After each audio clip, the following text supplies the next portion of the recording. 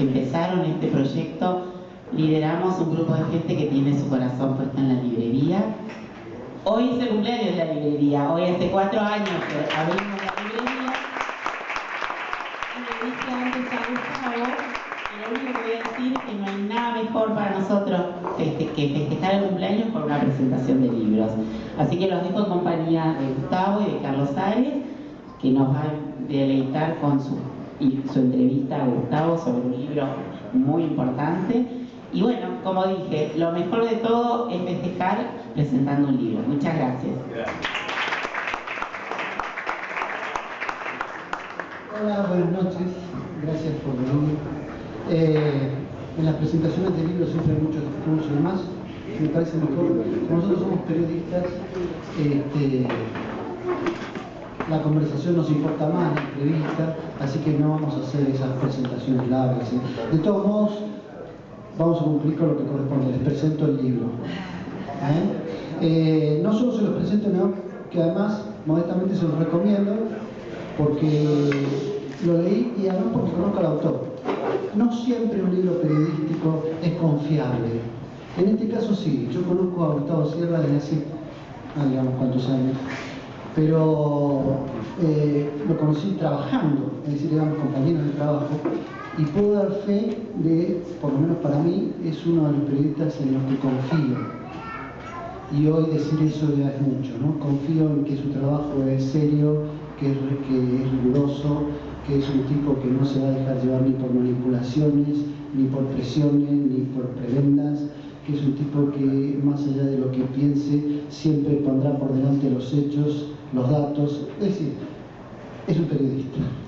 Como por lo menos yo me crié creyendo en esos periodistas y Gustavo es uno de ellos.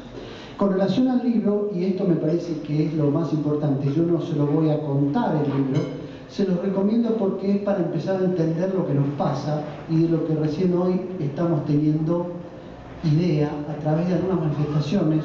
Hace poco una declaración del Papa Francisco advirtiendo sobre la mexicanización.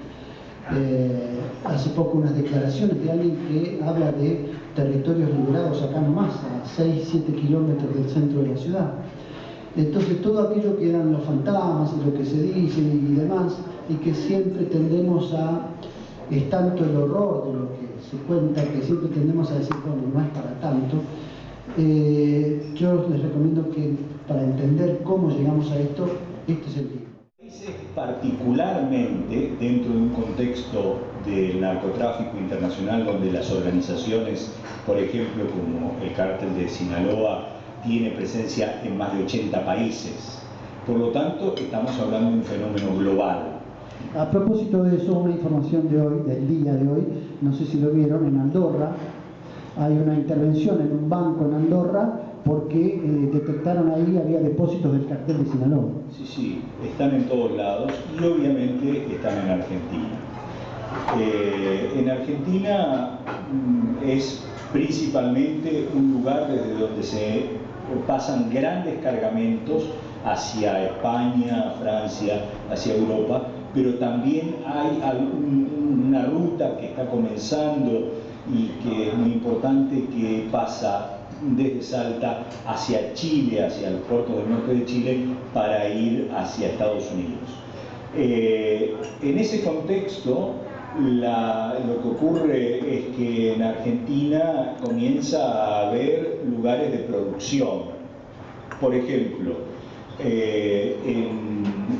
el norte de Rosario descubren una familia que tenía una producción de diferentes drogas. En particular, lo que estaban haciendo era refinar pasta base, pero también hacer drogas sintéticas, que eso es más común y hubo varios casos. Hace muy poco, la foto era elocuente, era impresionante, porque descubrieron aquí en Buenos Aires a unos DJs que van a pasar música a una de las raves estas más grandes, estas grandes fiestas de música electrónica, y tienen ahí un doble negocio. Por un lado, pasan música. Por otro lado, venden drogas Por ejemplo, sintéticas. la Cleanfield. Greenfield, bueno, era para eso. Y el tipo, cuando lo agarran, tenía una remera de Breaking Bad, que es la serie estadounidense donde hacen drogas sintéticas.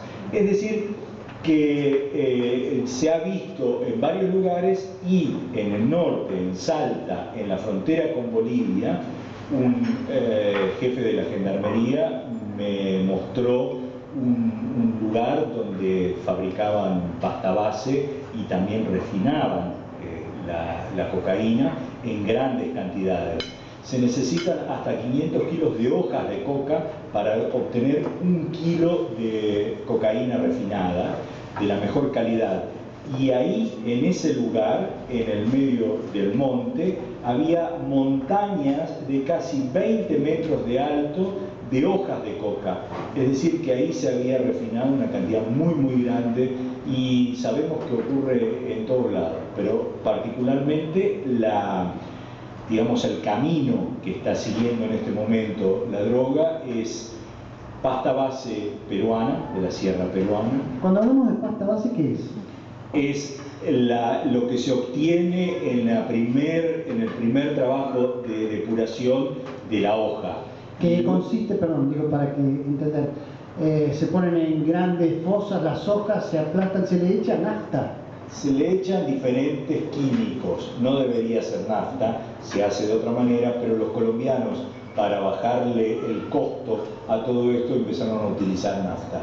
Y entonces eso provoca graves daños también a las personas que hacen este tipo de cosas, porque esto se produce en unas grandes fosas y la gente va y empieza como en el vino patero, a pisar las hojas para sacarle el jugo. Y le quema los pies. Le quema los pies y le produce unas enfermedades terribles. Bueno, eso es la pasta base. Sí. ¿Qué pasa después? Va a las cocinas. ¿Qué son las cocinas? Las cocinas son los laboratorios de depuración de esta pasta base, que pasa por diferentes tratamientos químicos que terminan haciendo que la cocaína, en una pureza casi absoluta, la que viene de Bolivia, de la pasta base que se produce en Perú, llega a Bolivia, particularmente en las afueras de Santa Cruz de la Sierra. Hay cocinas muy sofisticadas, tienen ahí laboratorios similares a los de un laboratorio medicinal de los más sofisticados que puedan existir en América Latina, y de allí entonces obtienen la cocaína en su estado más puro, que la pasan a través de Salta a la Argentina, en general por vuelos, en lo que la lluvia blanca. La lluvia blanca. El juez de Orán de Salta la llama la lluvia